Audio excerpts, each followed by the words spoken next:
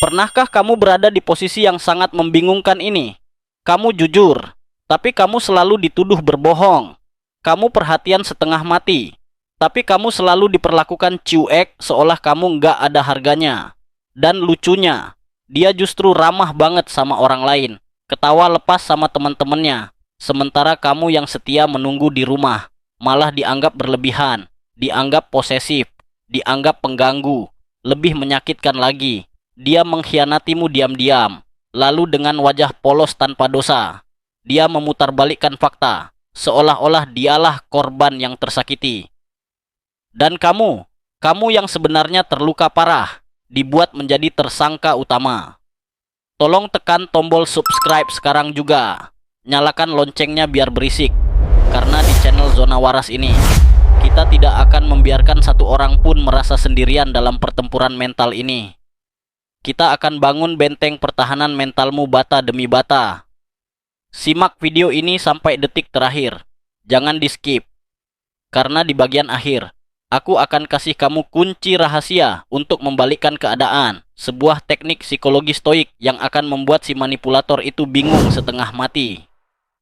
Tenang Besti, tarik napas panjang, tahan, hembuskan pelan-pelan. Jika kamu sedang mendengarkan ini dengan hati yang bergetar, kemungkinan besar kamu bukan lemah, kamu hanya terlalu tulus pada orang yang salah.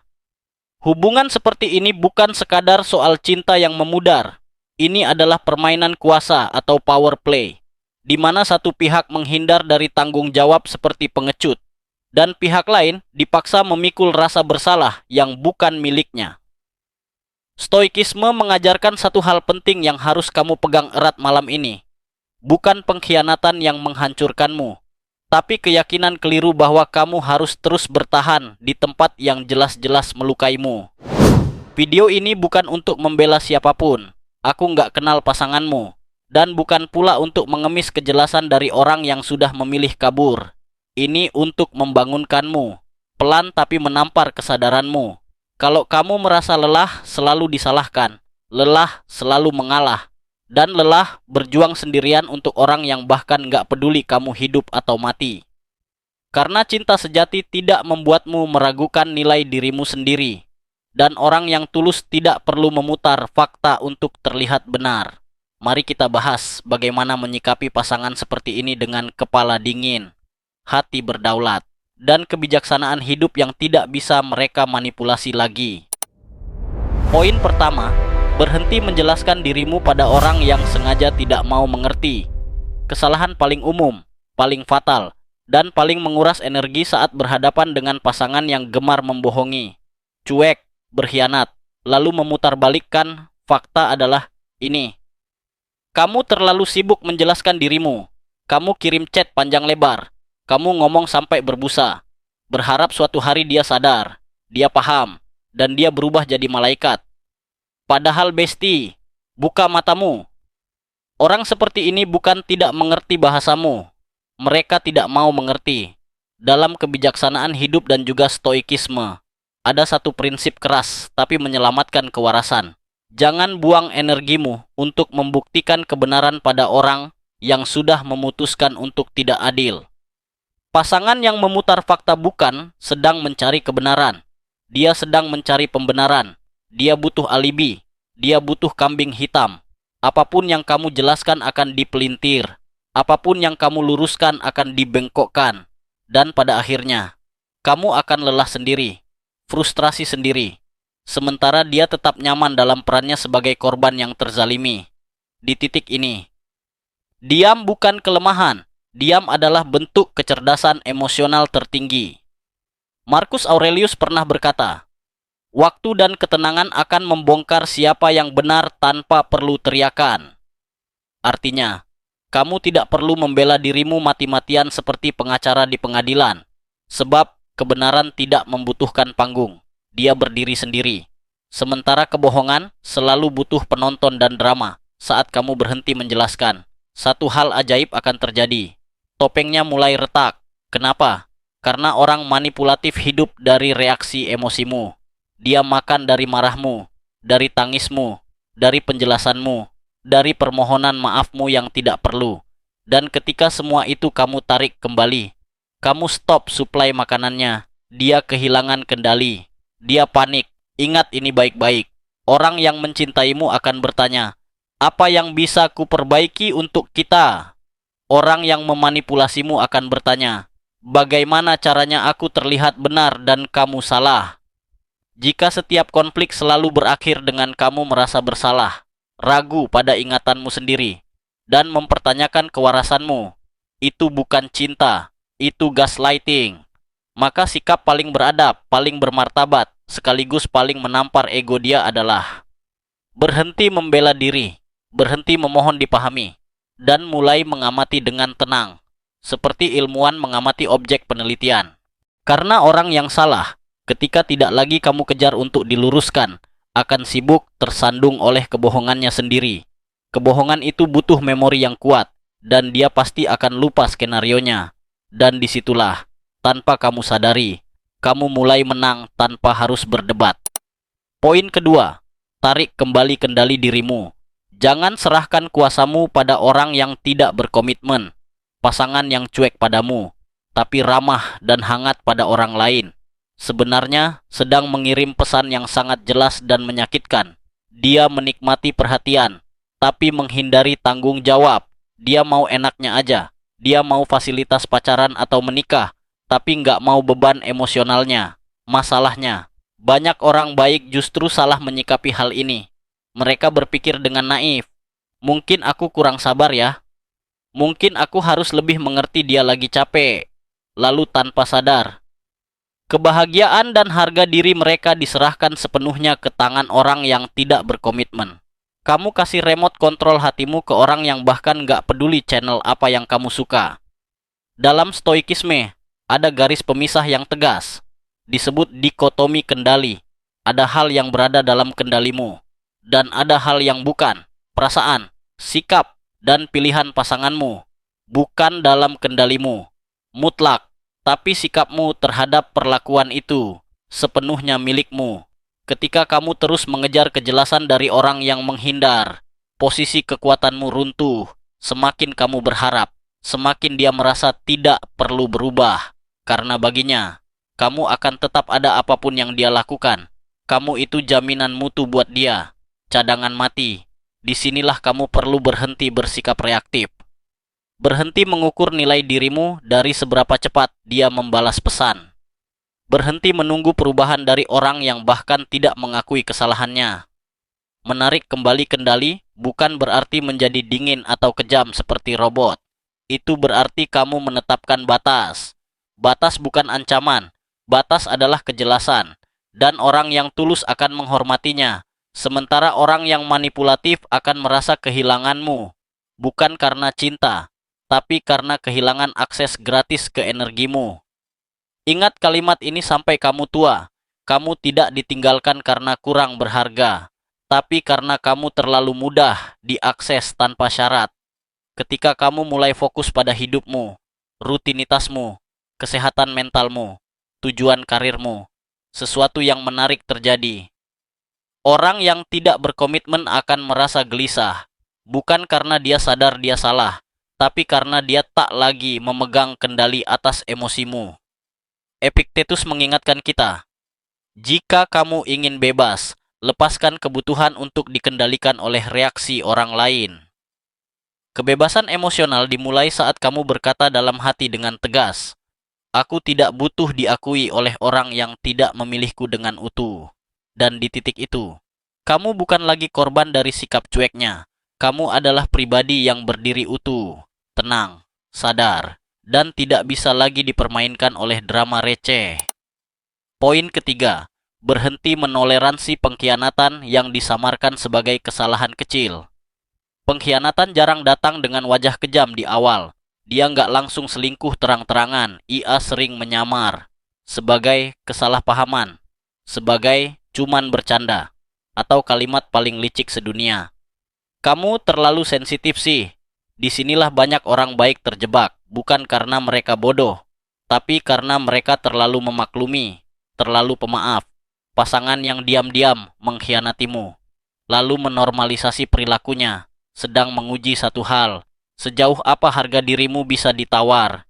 jika setiap kebohongan selalu kamu maafkan tanpa perubahan nyata, maka yang sedang kamu ajarkan padanya adalah, aku bisa disakiti, dan aku akan tetap tinggal. Silakan sakiti aku lagi. Stoikisme tidak mengajarkan kebencian, tapi juga tidak mengajarkan kebutaan. Marcus Aurelius menulis, jangan biarkan kejahatan orang lain membuatmu jahat, tapi juga jangan biarkan ia berulang tanpa batas. Memaafkan tanpa batas yang jelas bukan kebajikan, itu pengkhianatan pada diri sendiri. Kamu mengkhianati dirimu sendiri demi orang lain. Perhatikan polanya, bukan janjinya. Orang yang menyesal akan berubah. Orang yang manipulatif hanya akan berjanji dan mengulanginya lagi minggu depan. Dan ada perbedaan besar antara aku salah dengan aku minta maaf supaya kamu diam. Yang satu disertai tanggung jawab, yang lain hanya ingin situasi kembali nyaman bagi dirinya sendiri. Ketika kamu mulai menetapkan konsekuensi, biasanya mereka akan marah besar. Mereka akan bilang, kamu berubah ya sekarang. Kamu dibilang dingin, egois, bahkan kejam. Padahal yang sebenarnya terjadi adalah, kamu tidak lagi bisa dimanfaatkan. Dan itu membuat mereka tidak nyaman. Ingat ini baik-baik.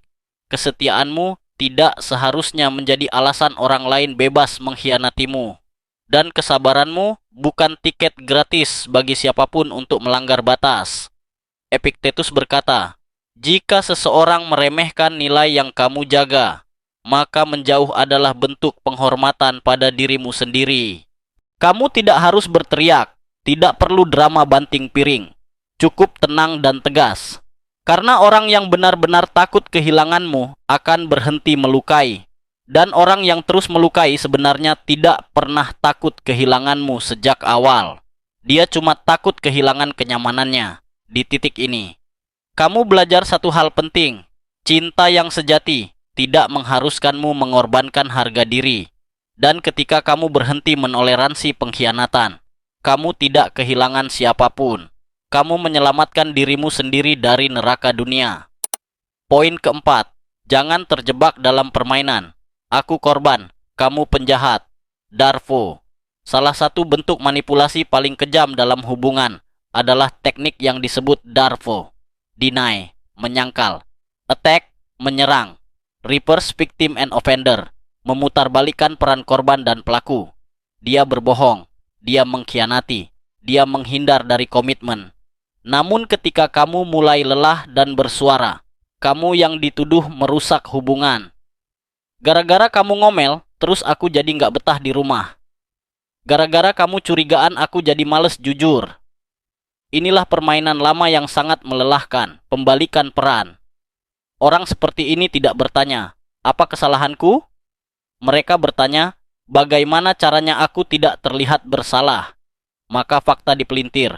Nada bicaramu diserang, bukan isi keluhanmu. Kok kamu ngomongnya kasar gitu? Padahal isinya benar. Lukamu dianggap drama, reaksimu dijadikan bukti bahwa kamulah masalahnya.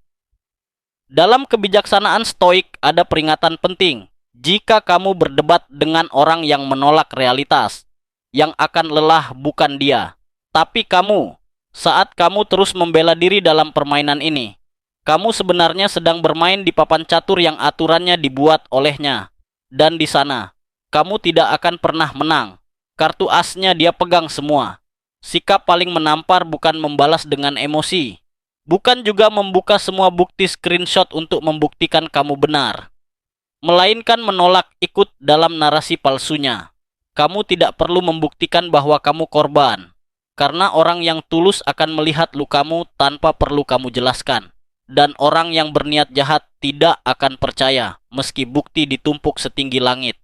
Saat dia berkata, kamu selalu menyalahkanku, padahal kamu hanya meminta tanggung jawab. Disitulah kamu harus sadar, ini bukan percakapan, ini pengalihan isu. Marcus Aurelius mengingatkan, kamu tidak diwajibkan menjelaskan dirimu pada orang yang telah memilih untuk salah paham. Maka berhentilah membenahi citramu di mata orang yang memang ingin merusaknya. Biarin aja dia mikir apa. Tarik dirimu dari drama, jawab seperlunya. Tenang, singkat, dan berjarak. Ketika kamu tidak lagi bereaksi seperti yang dia harapkan, marah, menangis, membela diri.